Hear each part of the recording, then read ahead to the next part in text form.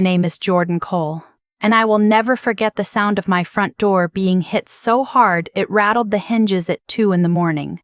Not a knock. Not a ring. A desperate, flat-palmed slap against the wood, over and over, like someone trying to break through a wall they couldn't see. I was still half asleep when I stumbled down the hallway of my little house outside Fort Campbell, Kentucky. My hands found the deadbolt before my brain caught up, and when I pulled that door open, my older sister was standing on my doorstep holding my 3-year-old nephew against her chest, both of them shaking like the ground beneath them had just split open. Claire's left eye was swollen shut. Her lip was cracked and crusted with dried blood. She had on a thin cotton nightgown and no shoes. My nephew Ethan had his face buried in her neck, fingers twisted into her hair, whimpering in the small, exhausted way children do when they've been crying too long to cry anymore. I caught her by the elbow just as her knees started to give. "Come inside," I said. I didn't ask questions. Not yet. I carried Ethan to the couch, wrapped him in the old quilt my grandmother made, and set him down gently. He curled into a ball and closed his eyes, asleep within seconds the way only terrified children can sleep, not from peace, but from pure shutdown. Then I turned to my sister. Claire was leaning against the kitchen door frame, arms folded tight around herself, staring at the floor. She looked smaller than I'd ever seen her. My older sister, the one who taught me how to ride a bike, who braided my hair every morning before school, who once punched a boy twice her size for calling me ugly in 5th grade. That woman was standing in my kitchen at 2 in the morning looking like she'd been through a war zone, and in a way she had. I pulled a chair out for her, sat her down, got a warm washcloth and started cleaning the blood off her face. My hands were steady because I trained them to be. I spent 6 years as a combat medic in the Army. I'd treated shrapnel wounds in Afghanistan, patched up soldiers after IED blasts, held pressure on a femoral artery while a helicopter screamed overhead. But touching the split skin on my own sister's face with a damp cloth in my quiet Kentucky kitchen almost broke me in a way none of that ever did. "Who did this?" I said. It wasn't really a question. I already knew. But I needed her to say it. She didn't answer right away. She just sat there, staring past me, tears leaking from her one good eye while the swollen one stayed shut and purple. Then she whispered his name. Derek. Her husband. I set the washcloth down very slowly, pressed both palms flat on the table, breathed in through my nose and out through my mouth. Exactly the way they taught us in training when the adrenaline starts screaming and you need to stay in control. "How long?" I asked. She shook her head. "Claire, how long has he been doing this?" "Almost 2 years," she whispered. The words landed on me like concrete. 2 years. I'd been stationed at Fort Campbell the whole time, 40 minutes away, and I didn't know. I saw them at Thanksgiving. I saw them at Ethan's birthday party. I saw Derek smile, shake hands, grill burgers in the backyard, toss my nephew in the air while Claire laughed. I saw all of it and I missed what was underneath. "Why didn't you tell me?" I asked, keeping my voice as gentle as I could manage. She finally looked at me. Her good eye was glassy and red. "Because you would have done something stupid," she said. "And he told me if I ever told anyone, especially you, he'd make sure I never saw Ethan again. He said no judge would give custody to a woman who runs to her soldier sister every time her husband raises his voice. He told you that. He tells me a lot of things," she said. "That I'm dramatic, that I bruise easy, that nobody would believe me because he coaches Little League and goes to church every Sunday, and everyone in town thinks he's a great guy." Her voice cracked on the last 2 words. I reached across the table and took her hands. They were ice cold and trembling. I held them until the shaking slowed. "Listen to me," I said. "You are here now. Ethan is here now, and nothing is going to happen to either of you. Not tonight, not tomorrow, not ever again. Do you understand me?" She nodded, but I could see she didn't believe it yet. That's what years of manipulation do. They don't just hurt your body, they rewire your brain until you can't tell the difference between love and punishment. I made her tea, put a bag of frozen peas on her eye, and sat with her on the couch while Ethan slept between us. She told me everything.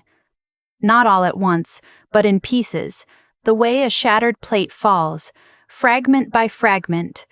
It started small, a shove during an argument, a grabbed wrist, then it was a slap he said he didn't mean, followed by flowers and an apology so convincing she almost believed it herself. Then the apologies stopped and the excuses started.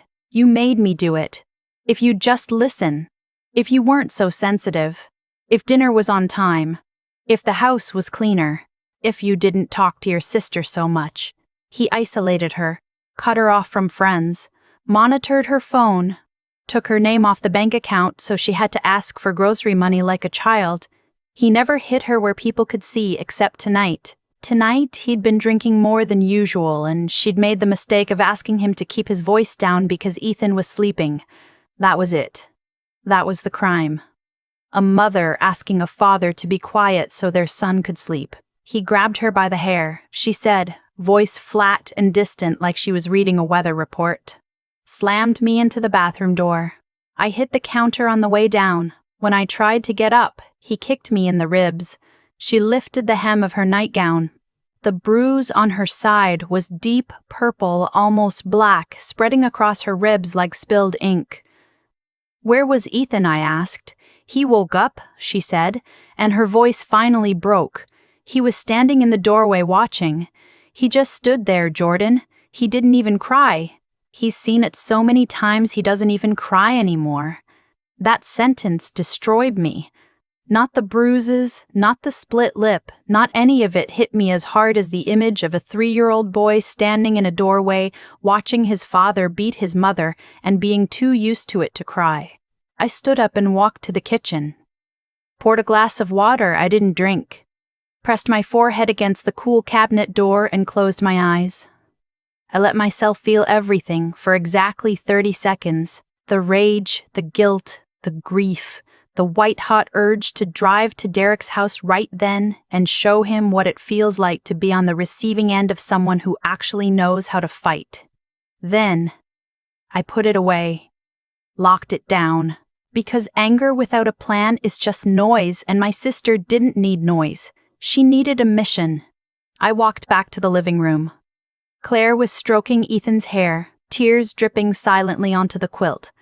I sat across from her and leaned forward, elbows on my knees. Here's what's going to happen, I said. You're staying here. Both of you. Tomorrow we're going to the Domestic Violence Center on post. We're going to document everything. Every bruise, every mark, every date you can remember. We're going to talk to legal assistance and start a protection order. And you are never going back to that house. She shook her head slowly. You don't understand. He'll come looking for me. He always does. He'll show up here. He'll make a scene. He'll tell everyone I'm crazy. He'll charm the police just like he charms everyone else. Then let him come, I said. Let him knock on my door. She looked at me with something between fear and hope. Jordan, please don't fight him. You'll lose your career. You'll go to jail. I'm not going to fight him, I said. I'm going to outsmart him. There's a difference. That night, after Claire finally fell asleep curled around Ethan on my bed, I sat at my kitchen table in the dark and planned. Not a revenge plot. Not a beatdown. A strategy. The kind of careful, step-by-step operation I'd been trained to execute under conditions 1,000 times more dangerous than a drunk man in a subdivision. By morning, I had it mapped out. The next day moved fast. I called my first sergeant before dawn and requested emergency leave. 45 minutes later, it was approved. Then I woke Claire, made breakfast for all 3 of us, scrambled eggs and toast with strawberry jam, Ethan's favorite, and we drove to the advocacy center on post. The counselor was a woman named Patricia, early 50s, calm hands, steady voice. The kind of person who makes you feel like you've already survived the worst part just by sitting in her office. She photographed every bruise. She documented Claire's statement.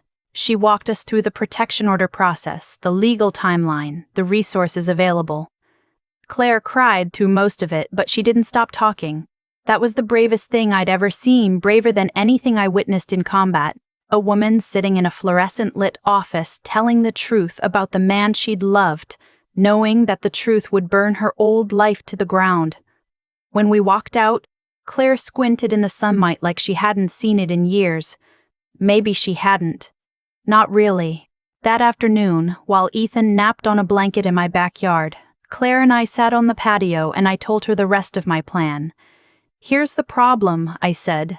"Derek is going to deny everything. He's going to call you unstable. He's going to tell the judge you abandoned the home, that you took Ethan without permission, that you're the one with the temper. And because he's spent years building this nice guy image, people might believe him." Claire stared at the grass. "That's what scares me most," she said quietly. "Not the hitting, the fact that nobody sees it. Then we make them see it," I said. "How?" I leaned back in my chair. "When I was deployed," I said, "we didn't always go in loud. Sometimes the mission was about observation. You sit, you watch, you document. You build a case so airtight that when you finally move, there's no room for anyone to argue." She looked at me. "You want to surveil my husband. I want to protect you," I said. "And I want evidence he can't deny." Over the next 2 days, I set up. Not with military equipment or anything illegal, just preparation. Claire gave me her house key. She told me Derek's schedule, his patterns, his triggers, his drinking habits. She told me which nights he came home angry, which rooms he broke things in, which neighbors had heard screaming and pretended they hadn't. On Wednesday evening, I drove to their neighborhood. Claire's house sat on a tree-lined street in Clarksville, a modest ranch-style home with a basketball hoop in the driveway and an American flag on the porch. It looked like every other house on the block. Safe. Normal. The kind of place where bad things aren't supposed to happen. I parked down the street and waited. At 6:15, Derek's truck pulled into the driveway. He got out, beer in hand already, and walked inside. Through the open windows, I could hear the television click on. Then the fridge open. Then another beer crack. By 8 o'clock, the yelling started. He was on the phone with someone, his voice climbing higher, sharper, angrier. Even from outside, I could make out the cadence of a man looking for a fight. Furniture scraped. Something hit a wall. And this was him alone. No one to hit. Just rage bouncing off the walls of an empty house. I took notes. Times. Sounds. Details. I came back Thursday. And Friday. Each night, the same pattern. Drinking by 6, angry by 8, breaking something by 9. On Friday, I watched him throw a patio chair across the yard so hard it dented the siding on the house. His neighbor, an older man named Gene, was standing at his mailbox when the chair flew. He flinched, looked toward Derek's house, then looked away and went inside. That told me everything. Gene knew. The whole street probably knew. They just didn't want to get involved. On Saturday morning, I knocked on Gene's door. He opened it with the cautious expression of a man who'd been rehearsing his excuses. I introduced myself, told him I was Claire's sister, asked if he'd ever heard anything concerning from next door. He was quiet for a long time. Then he sighed and said, "I hear it more than I'd like to admit. Would you be willing to say that to someone official?" I asked. He hesitated. Then he looked past me toward Derek's house, then back at me. "Is your sister safe?" "She is now," I said. He nodded slowly. "Then yes," he said. I think I'd been quiet long enough. That conversation changed everything, because Gene wasn't the only one. Over the next 2 days, I spoke to 3 other neighbors. 2 of them had heard screaming. One had seen Claire outside in January wearing short sleeves, which struck her as odd until she realized Claire was probably hiding bruises under long sleeves all summer and had simply run out of energy to keep pretending. Every one of them agreed to provide a statement. Meanwhile, Claire was building her own strength. She met with a legal aid attorney who specialized in domestic violence cases. She opened her own bank account for the first time in 4 years. She enrolled Ethan in a preschool program on post. Small steps, but each one was a brick in the wall she was building between her old life and her new one. On the following Tuesday, we filed the protection order. The judge reviewed Claire's photographs, her medical report from the advocacy center, the neighbor statements, and my documentation of Derek's behavior during the week I'd observed him. The order was granted the same day. That afternoon, 2 officers drove to Derek's house and served him with the papers. I wasn't there for it, and I didn't need to be. But Claire's attorney told me later what happened. Derek answered the door in a stained undershirt, beer in hand, smile on his face. He thought it was a neighbor stopping by. When he read the paperwork, the smile disappeared. He called Claire's phone 11 times that night. She didn't answer. He left voicemails that started pleading and ended threatening. Every single one was saved and forwarded to her attorney. The next morning, he showed up at my house. I was on the front porch drinking coffee when his truck pulled up. He got out slowly, trying to look casual, but I could see the tension in his jaw, the way his hands kept clenching and unclenching at his sides. "Jordan," he said, smiling like we were old friends. "This is all a big misunderstanding." I set my coffee down and stood up. I didn't smile back. "No," I said, "it isn't." His smile flickered. "She's my wife. I have a right to see my son." "You have a court order that says otherwise," I said, "and if you take one more step toward this house, you're going to find out how seriously I take that piece of paper." He stared at me. The smile was gone now. In its place was the expression I imagined Claire saw right before the hitting started. Tight jaw, narrowed eyes, hands curling into fists. "You think you're tough because you were in the army," he said, voice dropping low. "You think you scare me." I stepped down off the porch, not fast, not aggressive, just steady. I stopped about 3 feet from him and looked him dead in the eye. I didn't raise my voice. I didn't clench my fists. I didn't need to. "I've treated men in combat who were tougher than you'll ever be," I said quietly. "Men who took bullets and shrapnel and never once went home and hit their wives. So no, I don't think I'm tough. I think you're weak, and I think you know it." His face went red. For a second, I thought he might swing. Part of me hoped he would, not because I wanted to hurt him, but because assaulting someone in front of a doorbell camera while violating a protection order would have ended this whole thing in about 10 minutes. But he didn't. He stood there, breathing hard, fists shaking at his sides, and for the first time, I saw the full picture. Not a monster. Just a small, broken man who'd spent years making himself feel big by making my sister feel small. "You're done," I said, not as a threat, as a fact. "You're done hitting her. You're done scaring her. You're done making your son watch his mother bleed. It's over." He opened his mouth.